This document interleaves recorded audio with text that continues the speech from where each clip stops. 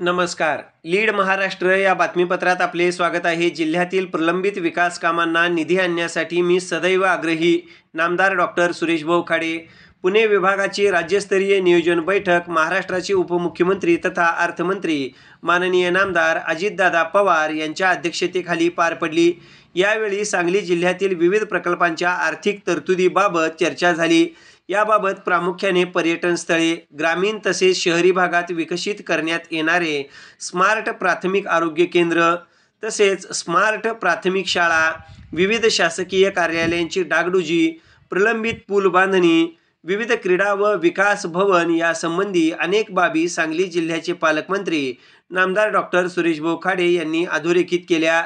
प्रलंबित विकास कामांसाठी अतिरिक्त 150 कोटीहून अधिक निधी सांगली जिल्ह्याला मिळावा अशी विनंती पालकमंत्री नामदार डॉक्टर सुरेशभाऊ खाडे यांनी केली. त्यावेळी उपमुख्यमंत्री नामदार अजितदादा पवार यांनी या प्रसंगी योग्य ती कारवाई करून तत्परतेने सहकार्य करू अशी ग्वाही दिली. बैठकीस जिल्हाधिकारी राजा दयानिधी, जिल्हा परिषदेच्या मुख्य कार्यकारी अधिकारी तृप्ती धोडमिसे, जिल्हा नियोजन अधिकारी, विविध विभागांचे विभाग प्रमुख उपस्थित होते.